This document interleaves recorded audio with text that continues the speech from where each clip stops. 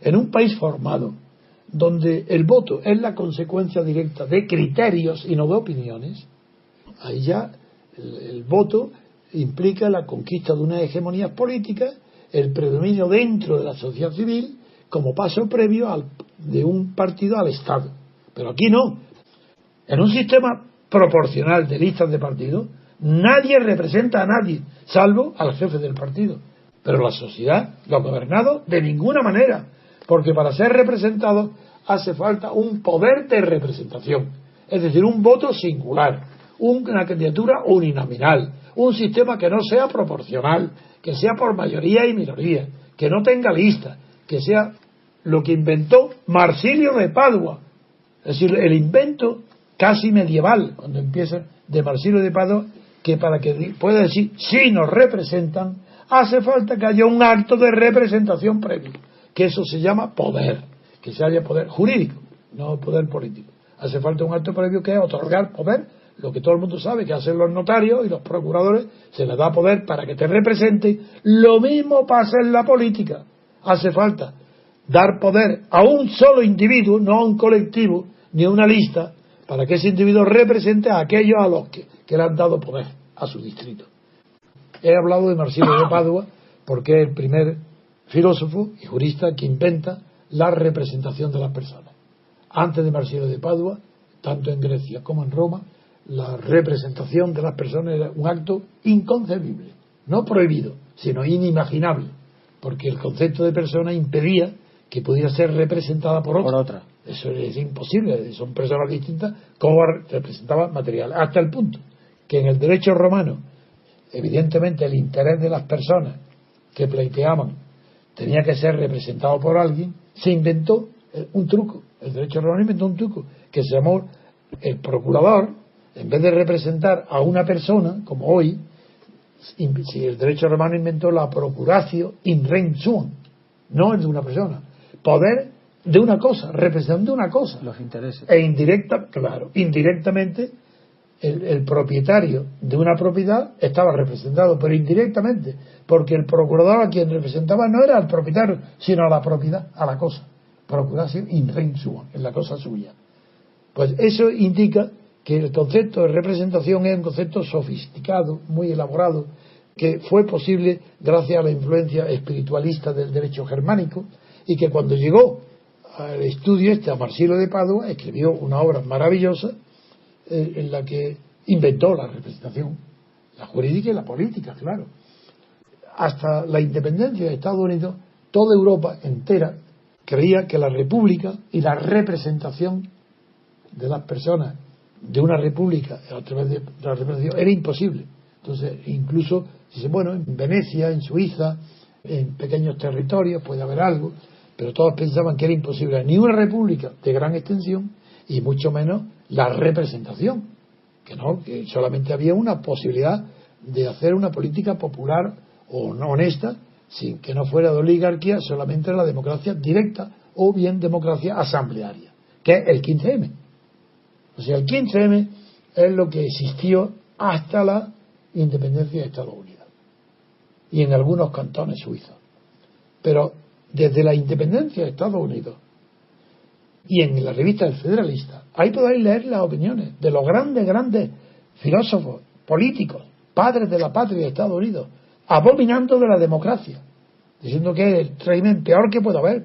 Preferían 1000 veces las oligarquías de Venecia y Suiza antes que una democracia directa o asamblearia. Ahí veis que las condenan como la cosa peor que puede haber en el mundo. Y ellos, los padres de la patria, todos, Jefferson incluido, creen que están haciendo algo para evitar que haya en Estados Unidos democracia. Dos cosas quieren evitar. Uno, que haya monarquía. ¿Por qué? Porque la monarquía es la que la ha condenado a la guerra. Fuera un monarca. Porque la monarquía no nos ha defendido mientras éramos colonos y no quería darnos igualdad de derechos con los ingleses. Pero la segunda, pero un momento, es que tampoco quieren darnos la condición de ciudadanos ingleses. No nos permiten comerciar el té ni lo tal como lo tienen los ingleses. No somos libres de vender nuestros productos donde queramos. Y ese fue el origen concreto de la guerra de independencia. Luego, se ve clarísimamente que los americanos rechazan la monarquía y el parlamentarismo, porque el parlamentarismo fue la que les condenó por 800 o 900 votos en contra de los derechos de Estados Unidos contra 127. Y el que aprobaba los impuestos. Claro. Entonces, ahí está. A partir de ahí, condenada en Estados Unidos la democracia directa o la democracia asamblearia. Bien. El único, no hubo más que un solo filósofo político, Hamilton, que fue secretario de Estado y no fue presidente porque murió el pobre en un duelo. Pues este fue el único que, ante las dudas de lo que estaba pasando allí y frente a la buena expresión que utilizó Adams ante una señora que lo interrumpe cuando estaban discutiendo la Constitución, y la señora le pregunta: señor Adams, ¿pero qué es lo que estamos haciendo? Y dijo: señora, una república de las leyes. Bueno, no estaba mal, pero es que Hamilton fue preciso.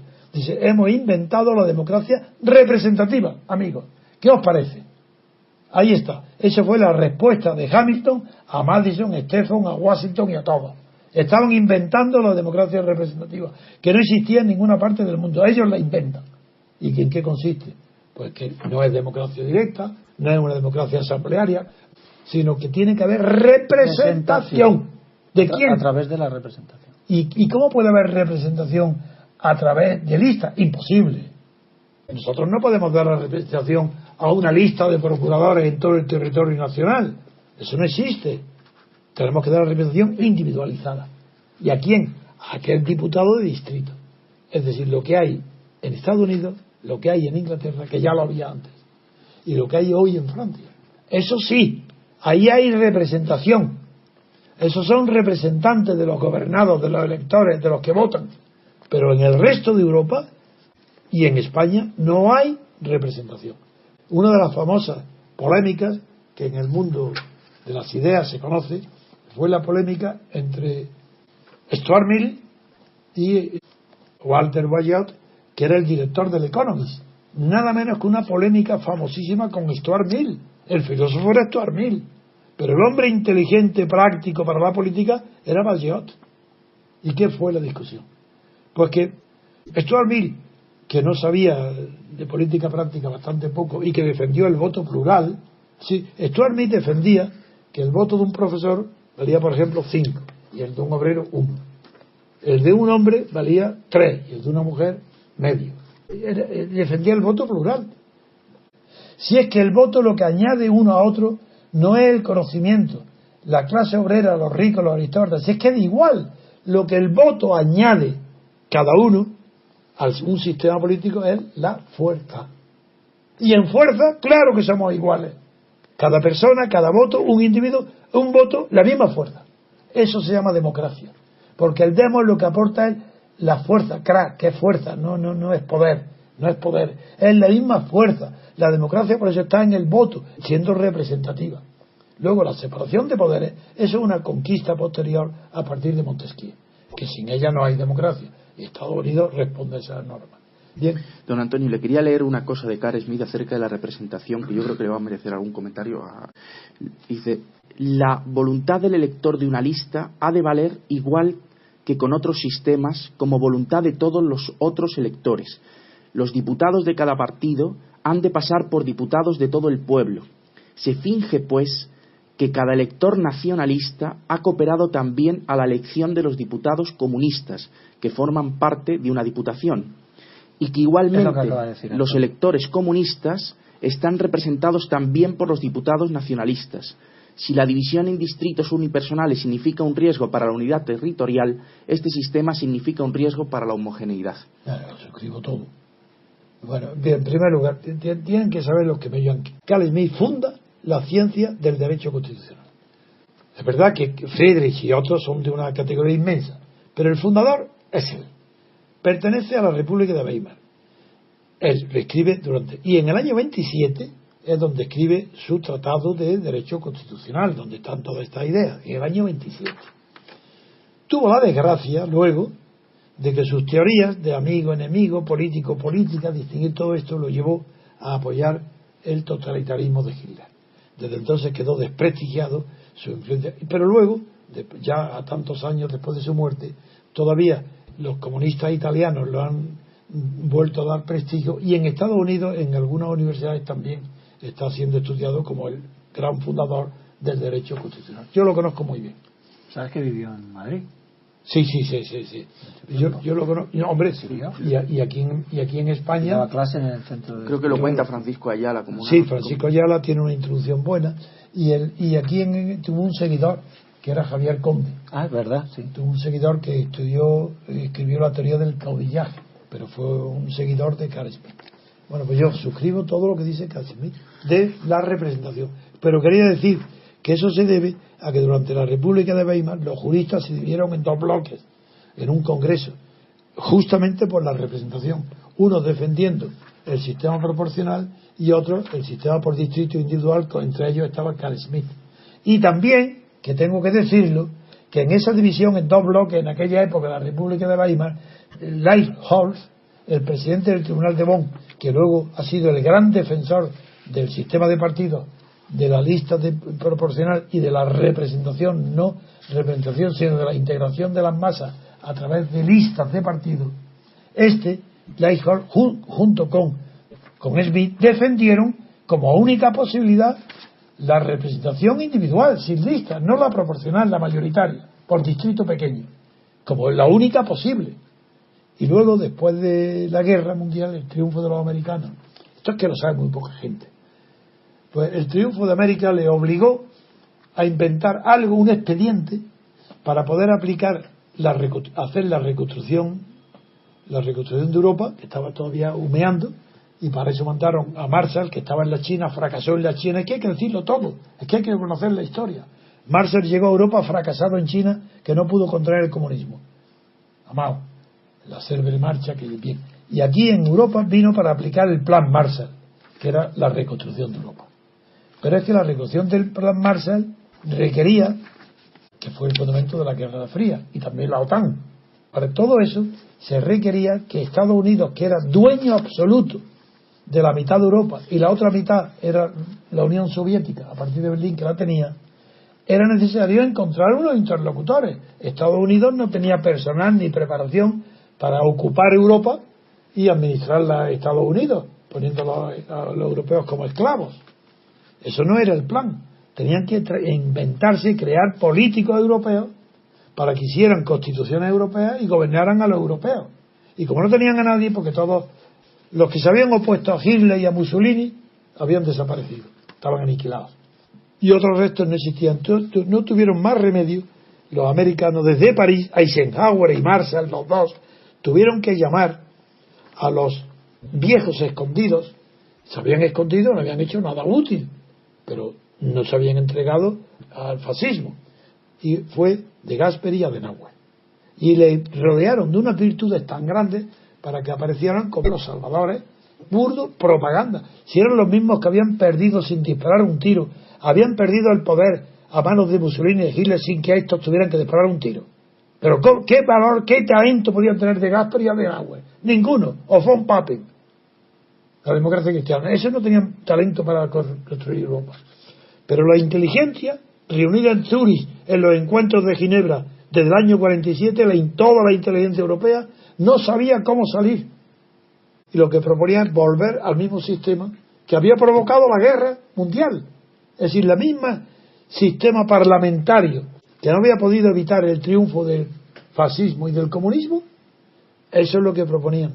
Y ante esa propuesta los americanos, prácticos como son y desconocedores de la cultura europea, el ejército de Estados Unidos ocupando Alemania, Francia y Italia, ahí impone una regla, y la impone, venga, llama, ¿quiénes son los que había aquí antes de ellos? Adenauer, de Gasperi, Robert Schuman. En Francia fue distinto gracias a De Gaulle, por eso no hablo de Francia, porque aunque Robert Schuman desempeñó un papel importante en la posguerra, pero ahí está De Gaulle, y De Gaulle sí, De Gaulle es excepcional, es un hombre que consola su voz, huye, se va, se refugia en Inglaterra y con la radio y su voz salva el orgullo y el prestigio de Francia y permite que tropas francesas entren en la división Leclerc, las primeras en la reconquista de París contra los alemanes. Eso es distinto. El respeto por De Gaulle por mi parte es absoluto. No tengo nada que ver con su ideología luego, eso es otra cosa, pero su comportamiento bien. Entonces, ¿qué es lo que hacen los americanos? Pues llamar a estos hombres. ¿Y qué les dicen? Estos hombres no tienen partidarios. Si están destruidos la democracia cristiana, está destruida, y llaman a quién, llama a la democracia cristiana. La alemana, Adenauer, la italiana, De Gasperi, y también Robert Schuman en Francia, pero digo, en Francia tiene otra explicación. Pero llaman a la democracia cristiana, que había sido la víctima total del fascismo, pero no víctima en un sentido, porque lo pueden comprender muy bien en España, que la democracia cristiana está representada, por ejemplo, por Gil Robles y Ruiz Jiménez.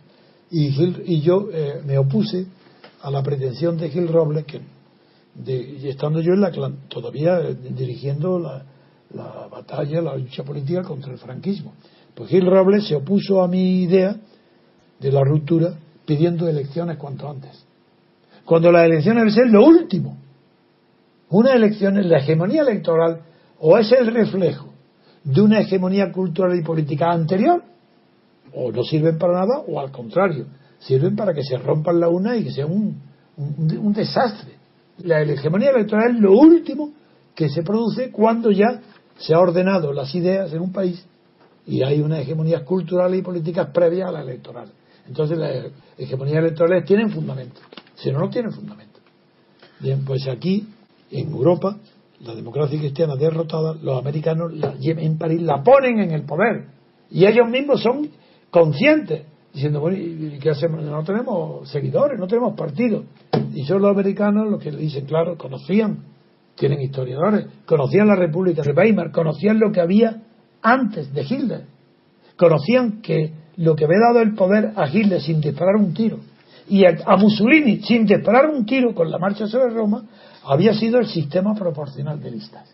Y eso es los americanos que le dicen, ven, ellos no tienen poder, y dicen, bueno, tener el sistema electoral ya tenéis todo el poder absoluto. ¿Por qué si le dan a Adenauer o a De Gasperi, dice, venga, el que tiene el poder de verdad, que son las armas de fuego, la ocupación militar de Europa? ¿Por qué si le dan, solamente le dicen, coger el sistema electoral de listas, ya tenéis todo el poder? Porque el que hace las listas del Parlamento es dueño del Parlamento. Y el Parlamento está obligado a designar jefe de gobierno a quien hace las listas a ellos. Y eso es un regalo. Pero fue un expediente. Antes de que existieran constituciones, lo que normalmente sucede en la política y en muchos aspectos de la vida práctica es que lo provisional se convierte en definitivo y el expediente se convierte en solución. Y eso es lo que tenemos. La herencia que tenemos en España es que el expediente americano para reconstruir Europa y apagar los incendios y construir las casas y que los alemanes lleven cada uno a su oficina un ladrillo en la mano para ir quitando los escombros, pues eso es lo que hay hoy en España. España es el sistema inventado como un expediente para encontrar con quién dialogar para aplicar el plan Marshall. Y si además tenéis la curiosidad de leer memoria, historia y saber de algo, de lo que habléis con fundamento, leed las memorias de Spaak, secretario belga, secretario general de la OTAN, quien ahí en su memoria explica cuándo, cómo y por qué nace la Guerra Fría y la OTAN ya se vuelca para ser la Guerra Fría, la división del mundo. ¿Sabéis por qué? Os diré. Porque Stalin pidió entrar en el plan Marshall, porque pidió entrar en la reconstrucción europea con los fondos que el Estados Unidos había aprobado y se lo negaron, y ese fue, según Spaak, no lo digo yo, el motivo del inicio de la Guerra Fría y de la oposición y de la división en dos bloques de Europa. Leer historia antes de tener opiniones, ni hablar, ni echarle la culpa a Putin ahora como si todavía el comunismo estuviera allí presente.